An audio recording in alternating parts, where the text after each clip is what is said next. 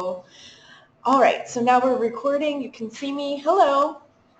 So my name is Katie, and I am the International Programs Officer at Charles University in the Czech Republic, and I will be helping you all semester with your program. I am also going to unmute Bianca, who is with us here from SUNY New Paltz. So maybe Bianca, if you want to say hi. Sure. Hi, guys. I know I've met with a lot of you already, so you know who I am. Okay, perfect. So yeah, Bianca is here in case you have any questions that are SUNY specific. In general, the way that we typically run the webinars is that all of you guys will be muted throughout the rest of the webinar so that there's no background noise or feedback in the audio. But if you have any questions, please write them into the chat box because we'll both be checking throughout the entire webinar in case you have anything that you want to say and want an answer to immediately. If you have a question that's a bit personal or that you don't want everybody to see, feel free to choose either Bianca or myself in the chat box to send your message to, and if we think everybody needs to hear the answer, we'll say the answer, but we won't reveal who you are and who's asking the question. So we encourage you to please utilize that feature. For now, I'm going to go ahead and get started, so I'll turn off my webcam and we will start with the presentation. So the first thing that we're going to go over is probably the most important part of what we'll talk about today, which is the visa process. So this is a list of all of the documents that you'll actually be required to submit, and I know that it seems a bit overwhelming, but I'm going to go through each item step by step so that you can follow along with me and hopefully fill out your application along with me. So the first item that we have is this visa application form. I emailed you a sample version of this, and you can find the actual version that you need to fill out on the website for the consulate. For most of you, that will be the New York consulate. So if you didn't find the link in the pre-departure guide to that consulate, you can follow this here. It's mzv.cz/consulate.newyork. And if you go to that website and go to the student long-term visas section, you'll find this page, which is all of the documents that you'll need to submit, including the application form. So if you open that link, you'll be able to see here the application form that you can print and fill out. So I'll go through now the sample version that we have, so that way you can see exactly what each item is requiring from you. So I'll go through now. The first item here, that's your last name. And so when you're filling out this application, you should be writing in all block capital letters as clearly as possible in blue or black ink.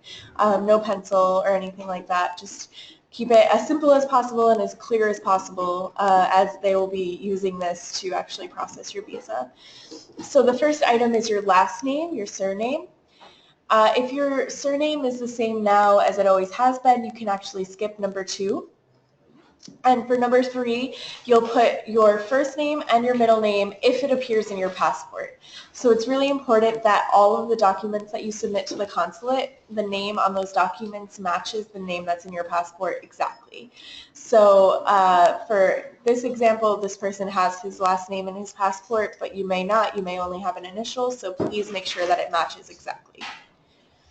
For number 4, this is your date of birth, so you'll write this in day, month, year format. That's really important. Any documents that you write for submitting to the Czech Republic should be in day, month, year format. This is the standard format in all of Europe, actually. For number 5, this is your place of birth. So if it's in the U.S., it should be the city and the state should be spelled out in its entirety. And then underneath, you'll put the country of birth, which for most of you will be USA. If you have another country of birth and you don't know the code, please let me know and I can get it for you. And then number 6 and 7, likely for all of you will be USA, but if you have a different original nationality or current nationality, you'll put the code for that country. For number 8, you'll write, you'll tick the appropriate box, and for number 9, the same, tick the appropriate box. For number 10, you'll put your father's surname, followed by his first name on the next line. And then for number 11, it will be your mother's surname, her current legal name, followed by her first name. For number 12, you'll tick the appropriate box. For almost all of you, this should be an ordinary passport. And then for number 13, you'll put your passport number. Now, before you fill in your passport details, please check that your passport will be valid for at least 6 months after the end of the program, which is mid-June 2018. If it isn't, this means that you will need to apply for a new passport. So I hope that all of you have a passport that will be valid long past mid-2018. But in any case, double check that, because if you do need a new passport, then you won't be able to actually fill this part out until you have the new one, because the details have to be for the passport that you're actually applying for your visa with, which will be the document that you're traveling with then. So that's number 13, your passport number, and then for most of you, again, it will be issued by USA. If it's a different country, let me know and I can find the code for you. The date of issue will again be in day, month, year format, and that you can find on the data page of your passport. The same with the valid until date, day, month, year. So once you're done with that page, we can go to the next. If you don't currently reside in a country other than your country of origin, you can leave that blank. If you are currently living in a country other than your country of origin, please let me know and I can help you fill this bit out. But if you are not living in a country other than your country of origin, you actually leave it blank. Don't put no, just leave it blank totally. Okay, so for number 18, your details will actually be student here, just as is written. Even if you have another job, it should be student. And then for number 19, you can actually copy these details exactly. So the SUNY New Paltz address and phone number.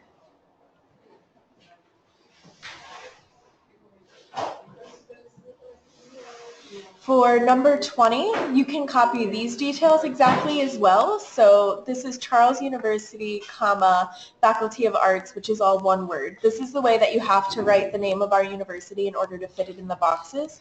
So be sure that you write Charles University with a space normally, and then put a comma in between the Y and the F, and then put Faculty of Arts as all one word. For number 21, you can copy this exactly too. This is the address for our university. So it's Namyesti Jana Palaka. It's spelled N-A-M-E-S-T-I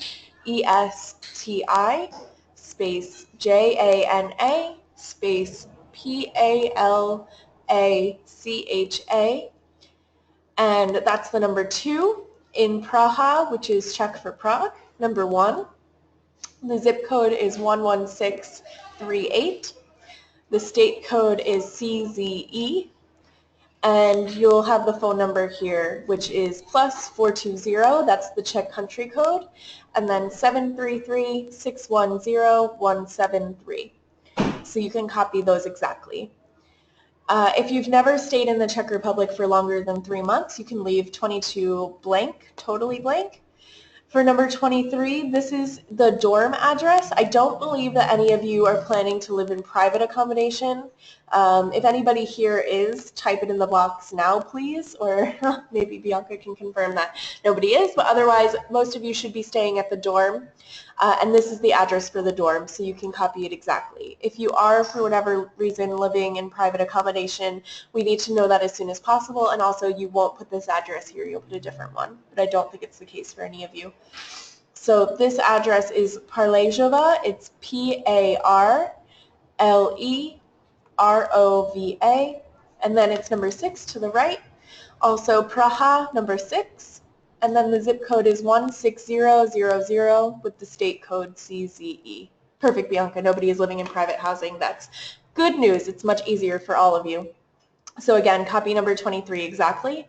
Number 24, you can leave blank because your postal address will be exactly the same as your residence address.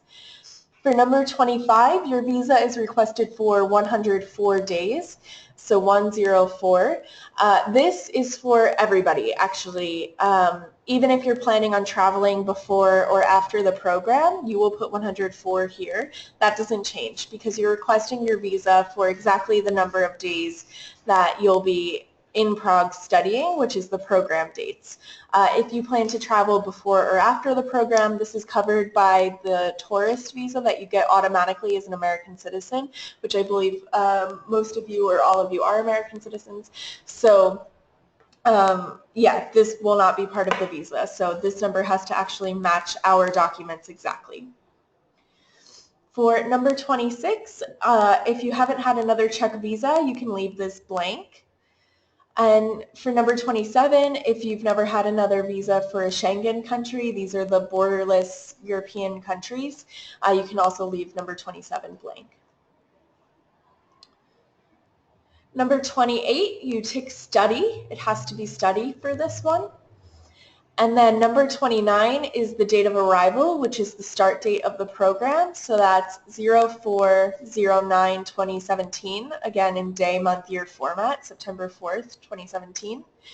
And then number 30 is your date of departure, which again is the program end date. And even if you plan to arrive before or after the program, these dates have to be exact. So this will be 16/12/2017. Your place of entry in the Czech Republic will likely be Prague or Praha, and your means of transport will more than likely be plane. So you can write plane here. Your inviting legal or natural person is the director of our program, whose name is Jitka Stepničková, and her name is written here. You can copy all of these details exactly. So it's Jitka space Stepničkova. And then all of the details underneath are actually pretty much exactly the same as those on the previous page, so you can copy those exactly. It's Charles University Faculty of Arts, Náměstí Jana Poláka, number 2. And then we have our telephone number, fax here. The email address is eces@ff.cuni.cz. So you can copy all of that. Number 34, your manner of funding your stay will be yourself, so you'll tick that box. Even if you have scholarships or grants or something else, it will have to be yourself for the purposes of this application. Number 35, the means of support during your stay will be likely cash and credit cards. We don't recommend that you bring traveler's checks. They're not really widely accepted anymore, and they're more of a hassle really than they're worth, so I would recommend cash and credit cards. And then you'll also tick at the bottom here, travel and/or health insurance, but please don't fill in the date because you'll fill in the date actually after you purchase your travel insurance, which you can do along with me at the end of the webinar. We'll go to that as one of the last things. So leave that blank for now, and then you'll have to come back to it and put in the expiration date of your Czech health insurance, which is a requirement of your visa.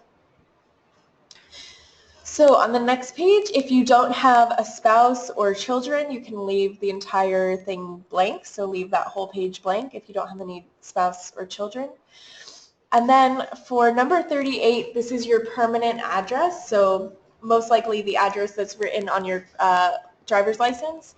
And before you put this in, count the boxes because there's not a lot of them, and most addresses are actually longer than these boxes, which is a bit annoying, but the ministry has instructed us that if your address is too long to fit into the boxes, you can put it in this blank space underneath where my mouse is. So that's the space to the right of telephone number. But first count the boxes to see if it can fit. Keep in mind that you should spell out everything, including the state, and you have to include USA. For number 39, this is a telephone number where you can be most easily reached, so probably your cell phone number. And remember to put +1, which is the country code, and then the number. And for number 40, you should put your email address. So remember again that this should be an email address where you're most easily reached. Because if there's a problem with your application, they'll email you about it first. So yeah, make sure that email address is clear and one that you actually do check. And then when you're all done, at the bottom you'll put today's date, so 22/5/2017, and then you'll put the place wherever you are, so for example, New Paltz, New York, USA, and then in the box on the top right, you'll sign it. And then this is done. So this is actually your first document that's required for your visa application. So if nobody has any questions about that, I'll move on to the next document. But if you do come up with any questions, please let me know. Oh, okay. So somebody asked the country of birth is different. So for Colombia, sorry, let me reply to you in private. I'm typing to you right now.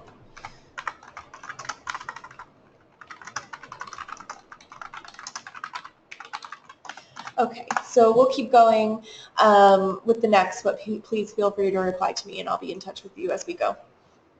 Okay, so the next document, this is your acceptance letter. So when you receive this, it will actually have a blue stamp, a round blue stamp in the bottom right corner above Yitka's name. And this you actually don't need to do anything with. So you can just fill this out and submit it and that's fine. Or actually you don't need to fill it out, you just submit it and that's done. So the next document that you need is a copy of a credit or debit card which is in your name. And so this is a two-step process really, and it's a really important document because it's often the most difficult for our students to get. So the copy needs to be, again, the front and the back of a credit or debit card in your name, and you have to have this copy notarized. So this means that you bring it to a notary and they certify that the copy is a copy of an actual card and that you own that card. If a notary refuses to notarize this, because in the U.S. notarizing a photocopy is sort of weird and isn't typical, then you will have to write a statement like this, something like, I certify that this is a copy, an original copy of my credit or debit card, and then wait to sign that statement until you're in front of them. And once you sign that statement, they'll notarize the photocopy. This is usually the easiest way to get that done. And it will probably happen to at least some of you that a notary has an issue with just notarizing a normal photocopy. So probably you will write this on your copy to get it notarized. And the next document which is attached to this is arguably the more complicated one, and this is a bank account statement which must be in your name. It should be attached to the debit or credit card which you just copied, and it has to show a balance of at least $3,000. We recommend having a little bit more than $3,000 in the account because this is based on current exchange rates, so in case the exchange rates change, you will have a sufficient balance. For some of you, I understand that this might be a problem, that you don't have a bank account, a checking account, it can't be a savings account in your name with a minimum balance of $3,000.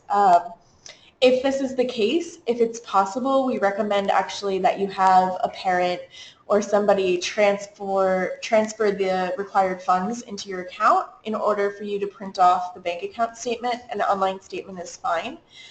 What happens to those funds after you print off your statement is entirely up to you, but yeah, if you can get that minimum fund in your account, it's the most ideal situation. So does anybody have any questions about this? The bank account statement does not need to be notarized, only the copy of the credit or debit card needs to be notarized.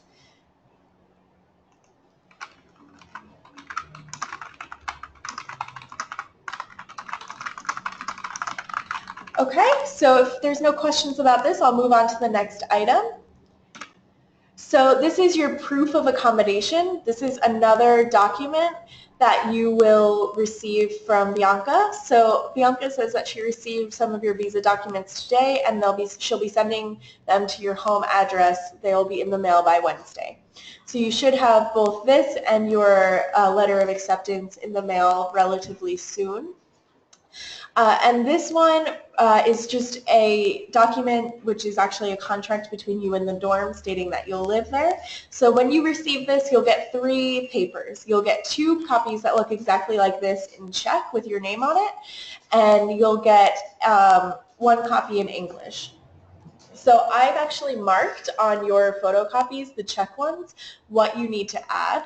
So on this first line here, actually it's more the second line, you'll need to put your home address. So again, this is your permanent address. And then on this one, after OP, you'll have to put your passport number. And then at the bottom here, you'll sign. Again, I put with a Post-it flag next to where you need to add these details, so you'll know when you get the documents from Bianca.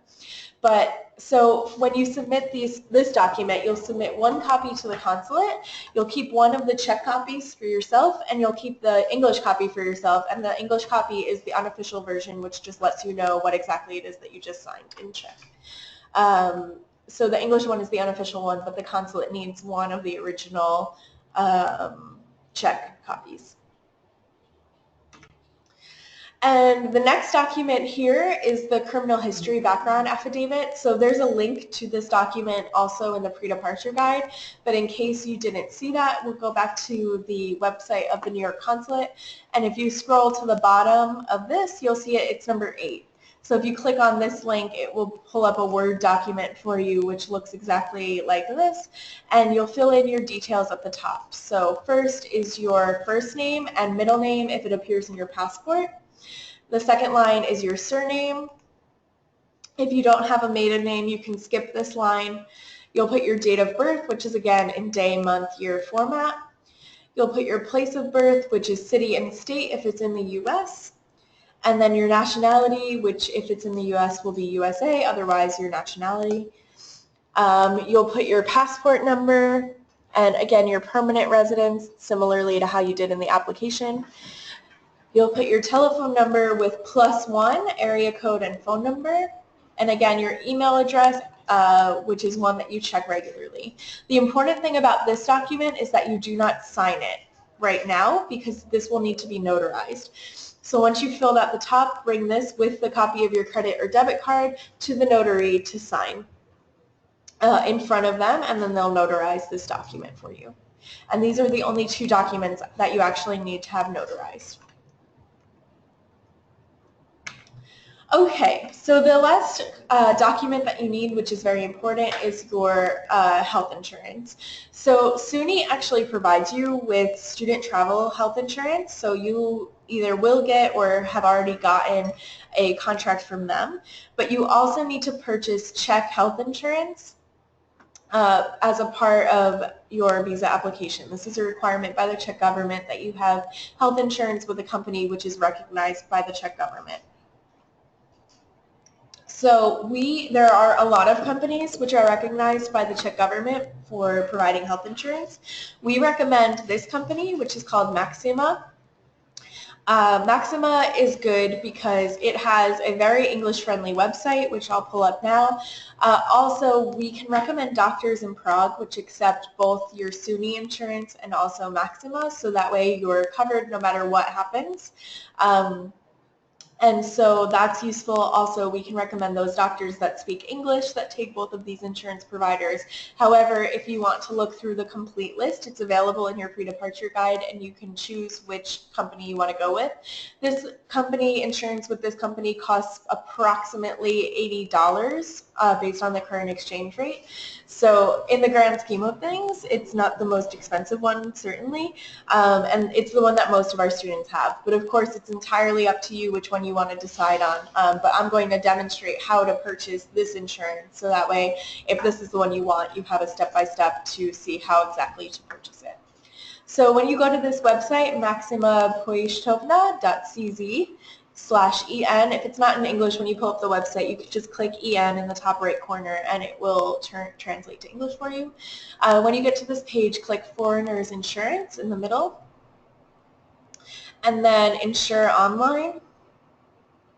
So when you get here, you have 2 options. Most of our students choose this complex medical insurance because it's a bit more comprehensive. Because you have the SUNY student travel insurance, you can choose if you'd like the emergency medical care, which is slightly less comprehensive. It's entirely up to you, whichever you feel more comfortable with. Because most of our students purchase the complex one, I will demonstrate with that. If you're under 26 years old, which I believe all of you are, you should definitely click I am a student younger than 26 because you'll get a better rate. And then click continue. So for whatever reason, this is the one page that doesn't translate to English. So when you're here, you should click for miesice, which means months. So this will cover you for the length of your program. If you're traveling before or after and want insurance for a longer period of time, you can click 5 or 6 months. That's entirely up to you. But for the standard student who is only coming for the actual program dates, you need to click 4 months so that it covers the entire program. And then your policy start date will more than likely be the start date of the semester unless, again, you're traveling before or after the program. But for most of you, it will be September 4th. And then it will auto-populate your expiration date, which is January 3rd. Now, this expiration date is the date that you will put into the application form on the page where you ticked travel and/or health insurance. So make sure you remember to go back once you've purchased this to buy the insurance or to input the expiration date of your insurance. So once you've done that, you can click continue. And then here, you'll put your last name. So we'll use our sample student, Richard Smith. And so I don't remember what day he was born, but you'll put in your date of birth. And again, it's day, period, month, period, year. For your city and state, you can put your home permanent address as you did everywhere else. Zip code, street address, and your telephone number, you can put your American number as well. So that's fine. Just remember to put +1 before the telephone number.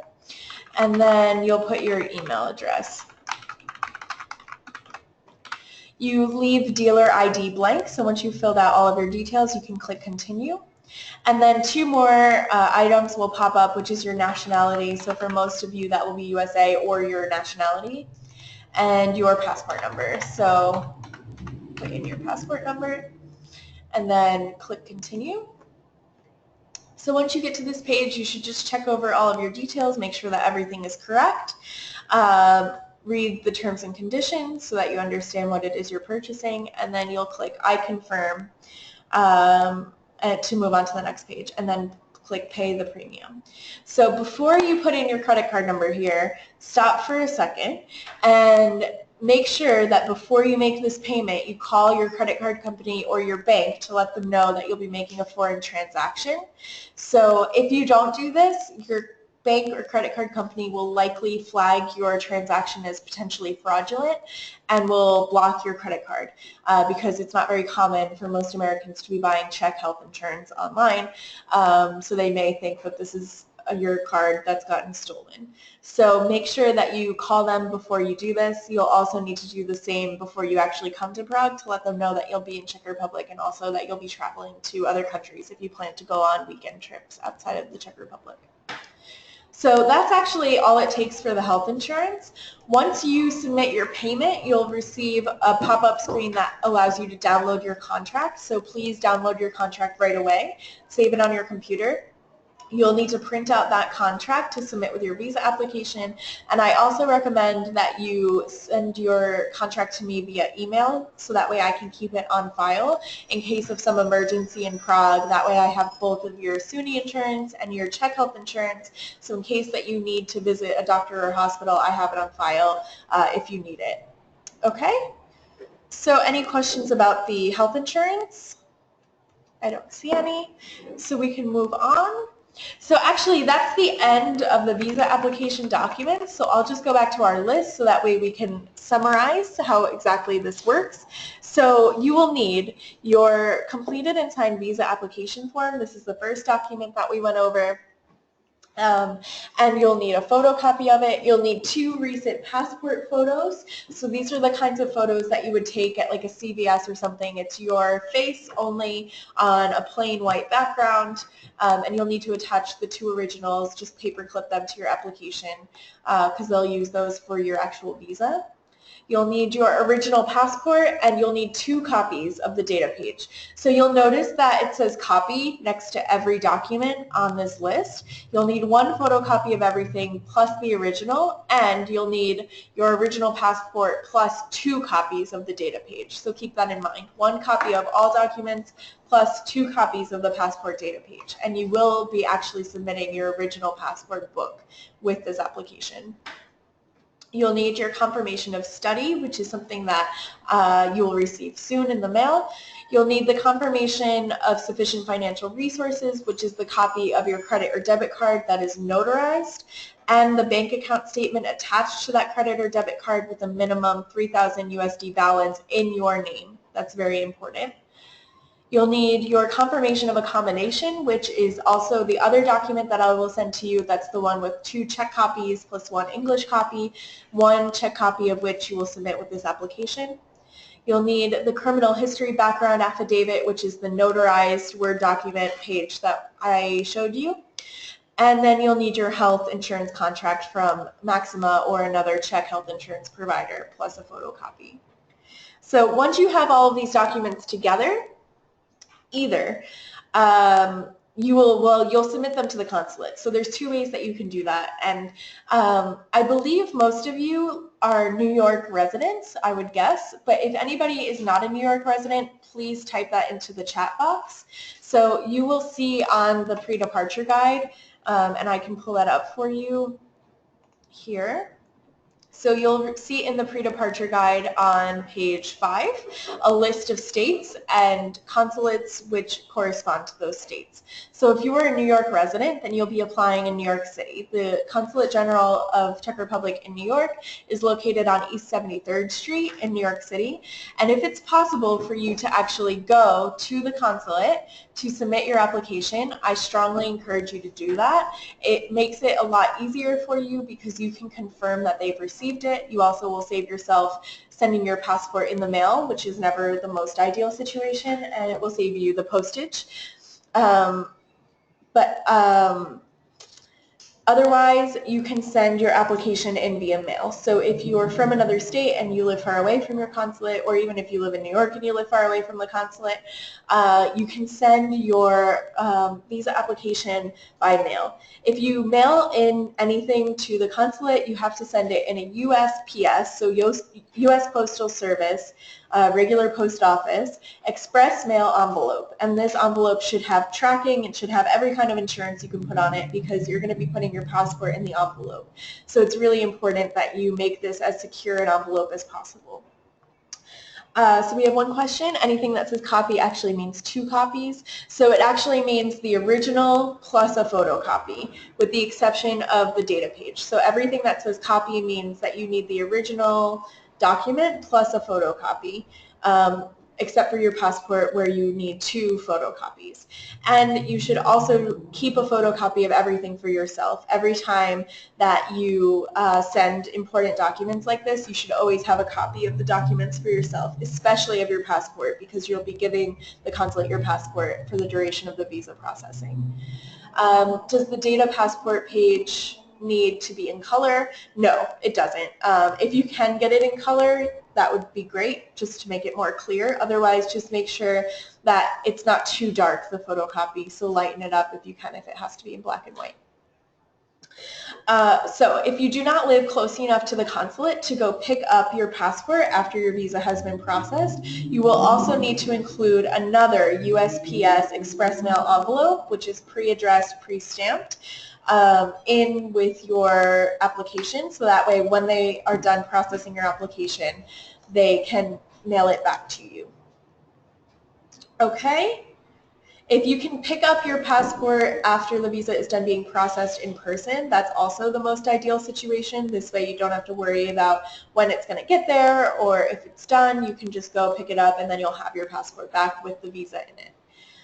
In terms of processing time, the visa application process can take up to 60 days.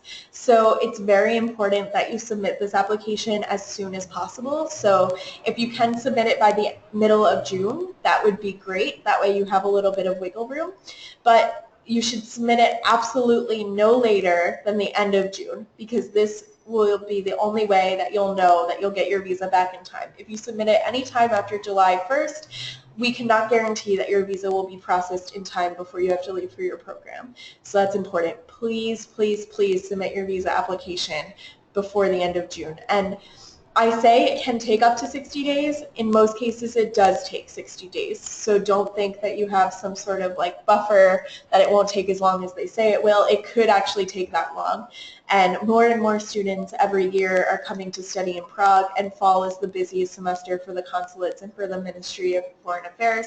So it really might take the full 60 days. Okay, so if nobody has any other visa questions, I'll move on. The only other thing that I'll say is that once you've compiled all of these documents, if you want to scan them and send them to me via email, I am more than happy to look through all of them for you to make sure that you have everything correct, to see if there's anything I notice immediately is incorrect. I am not a consulate official, but I've looked at more Czech visa documents than I'd really like to count, and so I like to think that I would probably see most mistakes that may have occurred in your application. So please don't hesitate to email them to me. I am more than happy to look over your application before you submit it, and I really actually encourage you to do so. Keep in mind that if something is incorrect in your visa application, the clock stops when they contact you to fix it. So for example, if your photocopy of your credit card is not notarized and they need to contact you to get another copy notarized, and that takes 2 weeks, then the clock stops for those 2 weeks, and the 60-day processing period only continues once they have all of your documents back. So the more correct your application is, the better chance you have of getting your visa before you leave for Prague. And as long as you submit everything on time and correctly, then you won't have an issue getting your visa. But it's important that you do submit everything correctly and on time the first time. Yeah? Okay, so I don't see any other questions coming through, so I will jump past the visa stuff and we'll move on to the next bit. But if something comes up, please drop it in the chat box or email me and I'll be happy to get to you. Okay, so we're looking here at the visa process, or the visa, or the ECES program dates. So these are the most important dates for your semester in Prague, and you can see that our official arrival day is Monday, September 4th, and then you'll have 2 days of orientation before your mandatory pre-semester Czech language and culture course begins on Thursday, September 7th. That course meets for 10 days. So it's the first Thursday and Friday plus 4 days the following 2 weeks. That's Monday through Friday. And on the Wednesdays of those 2 weeks, you'll have a day trip outside of the Czech Republic. So the majority of ECES classes meet only Monday through Thursday. But for the first 3 weeks of the semester of the program, you do have Friday classes. And I want to be really clear about that because it's really important and it's a detail that's most often overlooked. You will have Friday classes for the first 3 weeks of the program, which means that it is not appropriate to plan travel during those first 3 Fridays. The Czech language and culture course, which meets on those first 3 Fridays, will be scheduled either in a morning session or an afternoon session, but this is based exclusively on professor availability, so you'll find out after you arrive whether you've been scheduled for the morning session or the afternoon session based on your course preference for the pre-semester class. So count on having classes until the evening on those first 3 Fridays. That's really important. We will be providing you with actually a handbook of all different day trips and overnight trips that you can take within the Czech Republic to explore the local culture. So I encourage you to use those first 3 weekends to explore Czech Republic before you take the chance to do any international travel. This will give you the best insight into the local culture. It'll give you a chance to acquaint yourself with Prague and the Czech Republic, and then you're, of course, more than welcome to travel as much as you'd like once regular classes begin. Regular classes begin on Monday, September 25th, and actually that first weekend you will have a long weekend because we have a national holiday on Thursday, September 28th. So there's no classes on Thursday, September 28th, meaning that you'll have a 4-day weekend that weekend. Your add drop period, so the last day for you to sign out of courses, is Thursday, October 5th. And any class that appears on your schedule beginning Monday or midnight on October 6th, on Friday, October 6th, will be on your final transcript. So I'll explain this a bunch of more times before October 5th, but it's really important that before this date you finalize your schedule so that way you have only classes that you actually anticipate taking on your schedule by this time. So I mentioned that ECES courses generally only meet Monday through Thursday, but there is one Friday makeup day which accounts for the national holiday on Thursday, September 28th. So classes will be made up on Friday, November 10th. So you do have Friday classes on Friday, November 10th. And then on December 4th through 8th, you'll have what we call a reflection week, where you'll be asked to attend at least one workshop in addition to your regular classes. And then at the end, we always have a farewell party during the last week, and your fall semester will end December 15th. Classes meet all the way through the end of the semester. There's no finals week as such, meaning that any finals you have will be taken during class. You won't have any other block exam scheduling beyond that. Okay, so in terms of academics, there's some things that I want to mention to you which are really important before you start analyzing the syllabi for the classes we'll have available in the fall. The first most important part is that you can take up to 7 courses, which is 21 credits, and that includes that pre-semester intensive language culture course. So that all of our courses are 3 credits each, including the Czech class that you take in the beginning of the semester.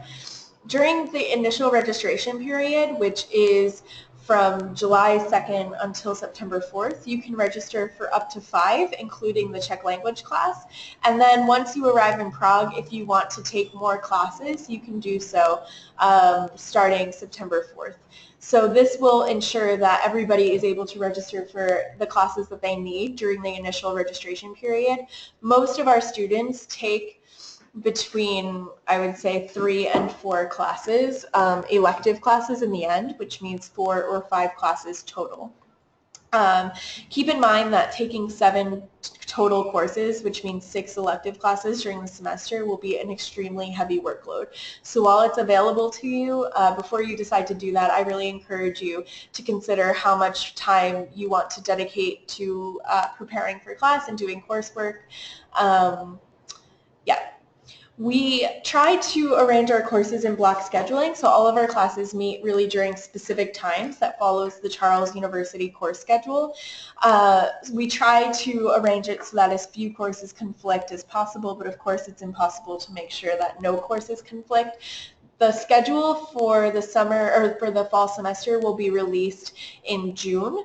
The academic board is meeting either this week or next week to analyze all of the evaluations from the spring semester, and as well as all of the courses which have been proposed by our professors for the fall. And once they've approved this list of courses, we will put the schedule together based on professor availability, and then we'll release all of the schedules and also the syllabi for all of the classes. So that will be available on our website for you to look at in advance of course registration. So in terms of the courses, maybe you've already had a chance to look at some of the syllabi for the courses that we've offered in the past on the ECES website. And you've probably noticed, if you've looked, that most of our courses don't have a lot of assignments. It's possible that you'll have only 1 or 2 assignments for the course, and these assignments will make up the majority of the grade for the class. This is a very European style of learning, and all of our professors who are Charles University professors do teach typically in this traditional style, which means that when you look at the syllabus, you may think that the course is very easy because it doesn't have a lot of assignments, when in actuality there may be a lot more expected of you, which is not graded coursework. So for example, the professors will expect that you actually do all of the readings prior to class so that you can participate in discussions and seminars, and they'll also expect that you come prepared with questions to ask and all of these sorts of things. So when you're looking at the syllabi and deciding on which courses that you want to take, I encourage you not to make this decision based on how easy you think the course will be based on the number of assignments that will be due, but rather courses that you genuinely are interested in taking or fulfill requirements at your home institutions, because this is the way that you'll be most successful in our courses. Unfortunately, it happens where students do choose their courses based on which courses they think they will be most successful in based on the number of assignments that are due or the workload they think it will have, and then in the end they're quite unhappy with their choice because the course turned out to be different than they expected. So I'm giving you the heads up now that when you read through the syllabi, once they're released in a couple of weeks, that you really should read the entire syllabus beyond the course description and the title to understand what will be expected of you, what the content of the course will be, and what the professor's expectations will be. In terms of how you will go about completing this work, our professors expect you to be very independent. So they typically will assign a paper and tell you what your topic is, and they won't really give you many more details beyond that because this is a very check way to give assignments. Typically when check students receive an assignment, that's all they receive, what they're supposed to write about, and then that's it. So I understand that this is probably really different from what you're used to at home, and our professors understand that as well. So if you have any questions about your assignments or about the courses, about the coursework, about topics discussed in the course, we're really encouraging you to talk to your professors throughout the entire semester. Don't let confusion fester until you have a big problem completing your final paper or test. We'd want you to be successful, and our professors want you to be successful, so they expect that you'll ask questions if you have any. They won't come to you asking if you're okay. They expect that if you need help, you'll ask for it. So this is another really important thing to realize before you register for classes. But like I said, our professors are used to teaching non-Czech students, and they really enjoy teaching non-Czech students, but they do also expect you to adapt somewhat to the Czech academic system, and this is just part of that system. So once the syllabi are released, you'll get an email from me, so that way you can go onto our website and check out the schedule and the syllabus, and you can decide on which classes that you want to take. In terms of course registration, this will begin on Sunday, July 2nd at midnight in Prague time, which means 6 p.m. on Saturday, July 1st on the east coast of the U.S. If you're not going to be on the east coast of the U.S. in July, please check what the time will be based on your time zone at that time. Spaces in our courses are given on a first-come, first-served basis, so this means that we cannot guarantee that every student will get into every course. We have currently 85 students signed up for the program in the fall, and we can't unfortunately make 85 places in all of our classes, as much as I would love to do that. So if there's a specific course that you need to be registered for to get credit at your home institution, it's important that you be online to register when registration begins. That's very important. And in case you don't get into all of your first choice classes, I strongly encourage you to get some extra courses approved in advance, just in case you get into 3 out of 4, for example. This way you have a plan B already, you have extra courses pre-approved at your home institution, you know what they'll be counted as at your home institution, and you can just switch into those classes if you find at the end of the add-drop period that you're still on the wait list. Speaking of waitlists, we have an automatic waitlisting system, which means that if you go online to register for a course and the course list is already full, if you register for the course, you'll be automatically placed on the wait list. And then if enough students sign out of the course prior to the end of the add drop period, you'll be automatically added to the course list. So if there's a course that you really want to take that you were just a bit too late registering for, I encourage you to add yourself to the wait list as soon as possible, because this will give you the best chance to get as close to the top of the wait list as possible, and then therefore will give you the best chance of actually getting into the course in the end.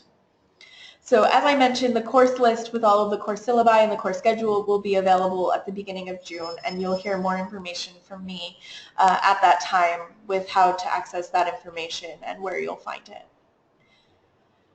Does anybody have any course registration questions? I don't see any, so I will move on, but if any pop up, please let me know. So in terms of your orientation period, I'll just go over the schedule briefly so you understand what to expect when you first get to Prague. As I mentioned, the official arrival day is Monday, September 4th. This is the day that we expect you to be in Prague by. If you plan to travel before the semester begins and you want to come to Prague early, for example, you're more than welcome to do that. Just keep in mind that you won't be provided with transportation from the airport to the dorm any day but the arrival day. Additionally, if you want to arrive to Prague early and you want to stay in the dorm for the extra days that you're in Prague, you'll need to contact me as soon as possible so that I can reserve that room for you with the dorm.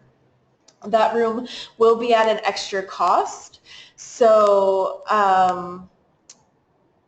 keep in mind that that's not included in your housing fee, but it's affordable. Currently their pricing is 375 Czech crowns with an ISIC card, so that's an International Student Identity Card, and 500 Czech crowns without, which 500 Czech crowns is about $20 US per night.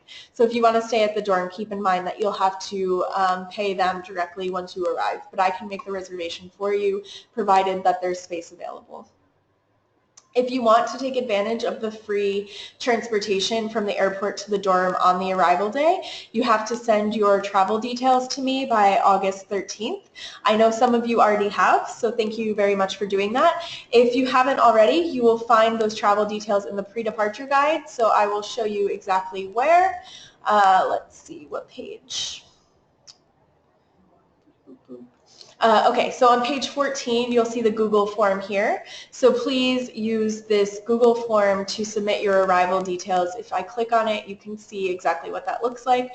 On this arrival form, you'll also have the option of telling me if you want to stay in the dorm earlier, and I'll confirm with you once the dorm has approved your early arrival. We have a question, which is how and when do we get an ISIC student card? So an ISIC student card is an optional student card which you can purchase in advance of your study abroad.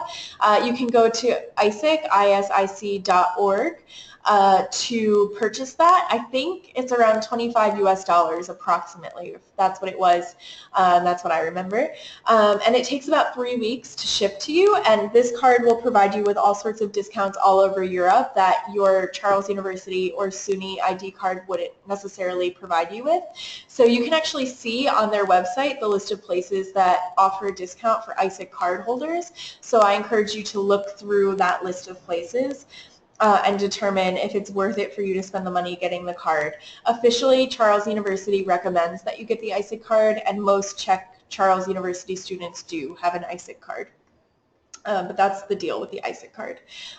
If you know that you're coming a few days early to the dorm, for example, you'll save $4 or $5 every night by having one. So if you're staying long enough, then it pays for itself just with that. So consider that before you come as well. It's in the pre-departure guide, more information and the link to the card. So in terms of checking into the dorm, once you arrive, we'll be waiting for you in the dorm lobby with your housing package. You'll need to just check in with us with your passport. And the only thing that you'll need to give us at that time is a 500 Czech crown housing deposit, which covers damage to community spaces in the dorm. 500 Czech crowns, like I said, is about $20 US. If you don't have cash coming with you from the US in Czech crowns, you can take money out at the airport. Our student assistants who will be waiting at the airport will be able to point you in the direction of a good ATM to use. In general, we recommend that you use ATMs affiliated with banks only. We don't encourage you to use ATMs which are affiliated with exchange companies. The one in Prague that's most common is called Euronet, and we do not encourage you to use that because you'll be charged a very high commission to use those ATMs. So when you get to Prague, if you want to take money out, then we can point you in the direction of where to take money out.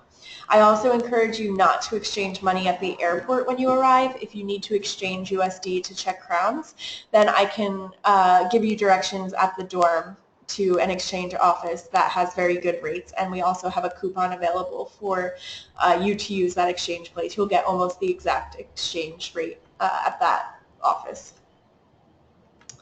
So on Monday, you can arrive anytime on Monday. We encourage you, however, if you're able to get in the early afternoon, so before like 3 or 4 o'clock, because this will give you a chance to get into Prague, to relax a little bit, to unwind before a meet and greet, which we have in the afternoon, which is optional. Otherwise, your orientation activities will begin pretty early on Tuesday morning.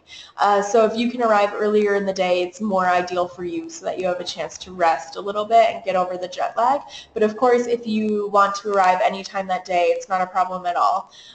Just let me know via the Google form what time you'll be arriving. And if it's on September 4th, then we'll be able to provide that transfer for you. Typically in the evening, we have an optional meet and greet, which is at a local pub where you can buy yourself some dinner and meet a lot of the other students that will be on the program as well as the staff. It's a good chance to get introduced to a local restaurant near the dorm and to meet everyone in one place. On Tuesday, September 5th, you'll have a brief housing orientation, which will explain to you what's available at the dorm and also in the area of the dorm. And then you'll have your, you'll get a chance to get your Charles University student ID card, and you'll have a welcome meeting with all of the ECES students in the program. So this is your official welcome to the university. On September 6th, that's a Wednesday, you'll get your transportation pass if you want to. The pass is around 750 Czech crowns, which is about, I think, $35-ish. And this will give you access for 3 months, unlimited access to the buses, trams, and metro in Prague. So while it is optional, we definitely encourage you to buy it, and the majority of our students do buy the pass because the public transit in Prague is really, really convenient, and you will want the pass eventually. And then that day you'll also have a scavenger hunt with local students where you'll have a chance to learn how to use your transport pass and also learn some more hidden local places in Prague with a local student. And then we'll finish the day with a river cruise on the Vltava River. You can see in the picture, it's a really beautiful way to enjoy an evening, and you'll be provided with dinner, and you can relax with the rest of the students in the program. So on Thursday, your Czech language and culture course begins. This is a mandatory course, and you have 2 options for this course. Both are 3 credits. The first option is the intensive Czech language, which is for a letter grade, so that's a grade A through F. The second option is a course which is for a pass-fail grade, so you'll be given only a pass or a fail at the end. Please, before you register for this class, check with your home university to see if they require you to have a certain letter grade in order for you to get credit for the course at your home university. A lot of universities require this, for example, that you prove that you got a C or better in the class. And if you take the pass-fail option, you cannot prove that you got a C or better because your professor will not be able to give you a letter grade for the class. So before you decide to do that, please check which one you need to take as a requirement of your home institution. Also, if you want to take Czech language for the entire semester, so take 2 semesters worth of Czech essentially, you'll have to take the graded section as a prerequisite. But both courses actually cover the same textbook and the same material. It's just that one is taught knowing that you want to continue with Czech for the rest of the semester, and one is taught knowing that you don't.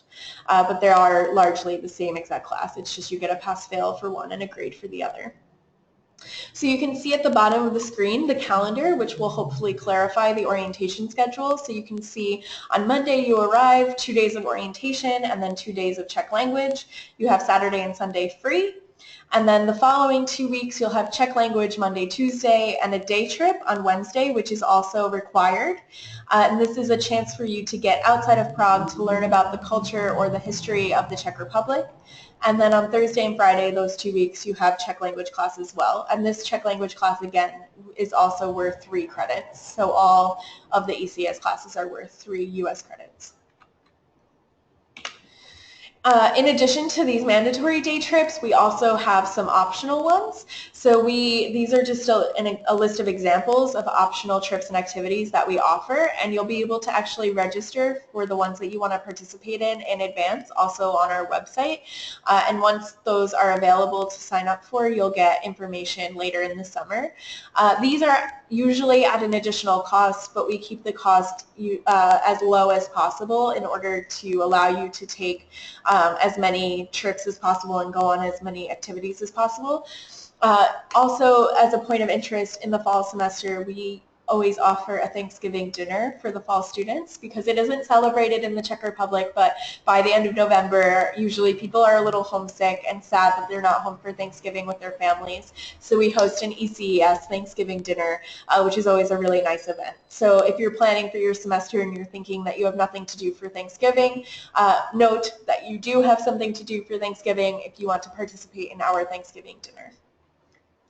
So like I said, you'll get more information about these optional trips and activities in advance, as well as the opportunity to sign up for them in advance, so that way you know which weekends you're booked even before you arrive in Prague. So in terms of housing, the Kamenského dorm has suite-style living, so you'll be assigned to a single or a double room within a suite. Usually the suites have 3 or 4 rooms in them, and you, in the suite, share a bathroom and a kitchenette. I have your preferences for housing from your housing forms. However, I actually don't assign the housing, so the dorm does, and they try to honor your preferences. I would say in the large majority of cases they do honor your preferences, but I cannot give you your assignments until you arrive in Prague because I actually don't receive your assignments until you arrive in Prague. So keep in mind that we do our best to get you into the housing arrangement that you want, but I can't guarantee it 100%, and you'll be told where you're living once you get here. The housing coordinator that we have, Susanna, she lives on site, so she'll be available to help you in case of emergency at night, but also she usually comes to breakfast in the morning to see how everybody's doing and answer any questions that you have. Breakfast is provided Monday through Friday, and it's a cold European-style buffet breakfast, so you'll find these types of breakfasts essentially everywhere that you travel in Europe where they include breakfast, and usually it's things like cold cuts, sliced ham and cheese, maybe yogurt, maybe cereal, hard-boiled eggs, some bread. So you won't get bacon and omelets in the morning, but you'll be provided for with breakfast Monday through Friday. The only days when breakfast isn't provided is on national holidays. So it's basically for the whole semester. You'll have Monday through Friday breakfast. And for other meals, you'll have access to a full kitchen with cooking supplies. So this is a kitchen exclusively for ECES students, which you can access for the duration of the semester. And just so that you know in advance, this is your address. It's the same address that you put onto your application, which is Parlejova 6 in Prague 6. And it's about a 10 or 15-minute walk from Prague Castle. So it's in a really great area, a beautiful walk to school. And yeah, so that's the housing. If you have questions about it, please let me know. But like I said, otherwise you'll get your room assignment when you get to Prague. So just some cultural considerations to discuss briefly so that maybe you can do some research before you come to Prague to learn about them a little bit. But in general, the Czech openness to strangers is quite limited.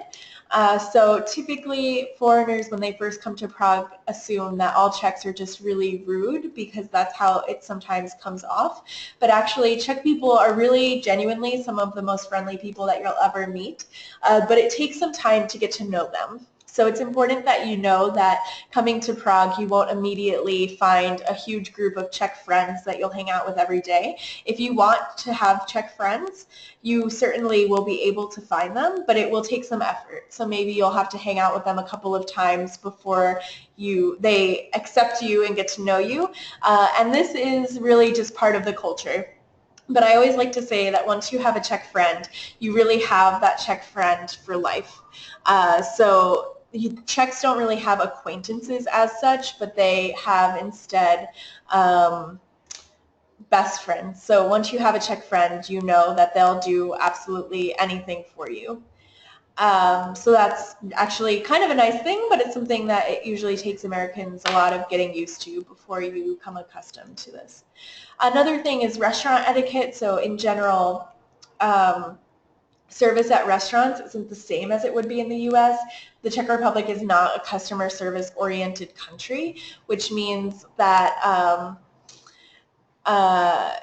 in restaurants, people won't come up to you a million times to ask you how you're doing or if you need anything else. They'll bring you your food, and then when you ask for it, they'll bring you your bill, and that's their job, and that's all they do.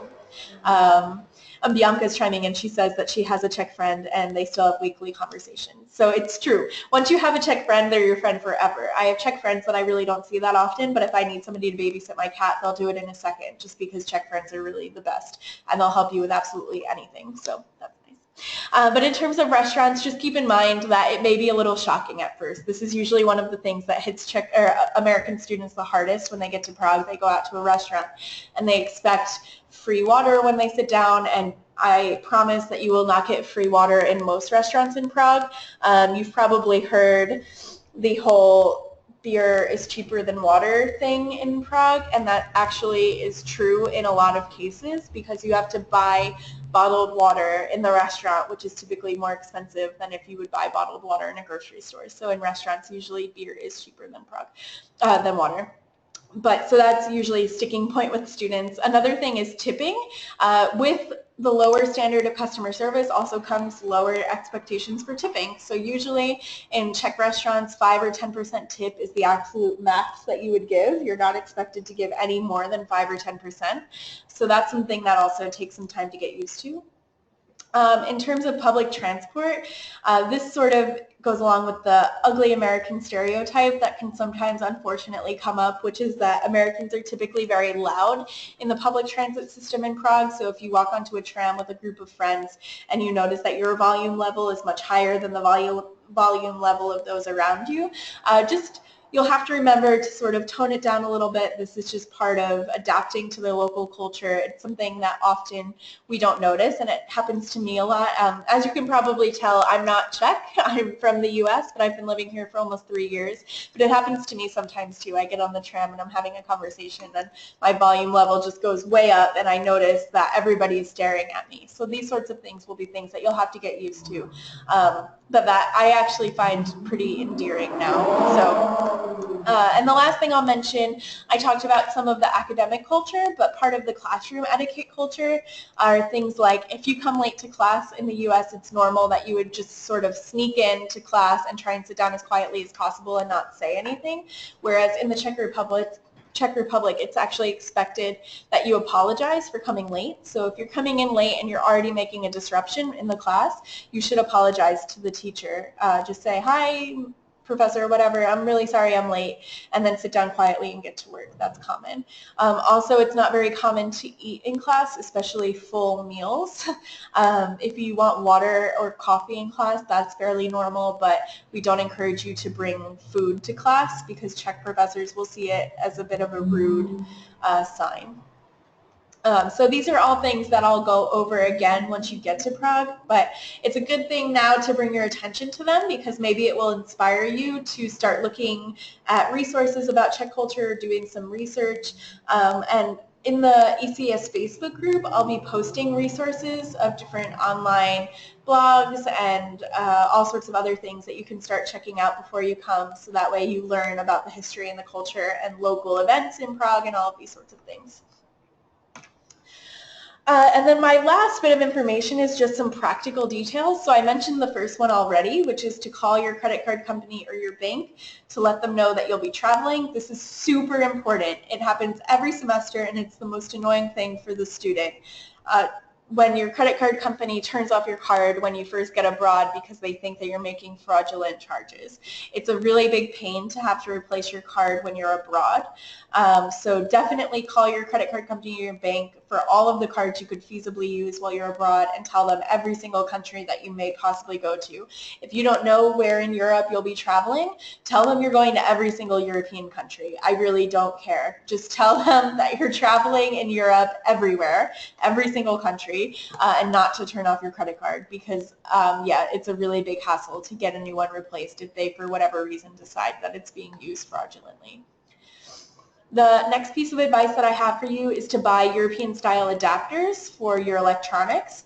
So a European-style adapter is two round pins. That's the plug shape in Europe, and you can get adapters which are very small and cheap from basically everywhere. Walmart, Amazon, Target, Best Buy, Radio Shack, if you still have one around you. And I encourage you to buy a couple of these before you come to Prague because they're easily lost. They're very small, and like I said, they're pretty inexpensive. most of your electronics will not require voltage converters. Things like laptops, cell phones, cameras, all of this sort of stuff do not require voltage converters in most cases because newer versions of these all convert voltage automatically. If you have an Apple, a MacBook, it may get hotter here with the American plug, but it still is converting voltage. It just gets hotter, so just be aware of that. Also, if you're planning on going to the UK, be aware that UK adapters are a different shape than Europe adapters. So if you think you may go to London at some point during your semester abroad, I encourage you to buy one UK adapter just so that you have it. It's not super easy to find American to Europe or American to UK adapters in Czech Republic because Czech people don't need them. They need the other way around. So please do not show up on the first day not having these already. It's a giant pain for you to have to run around the first day to try and find which stores happen to be carrying them on that day.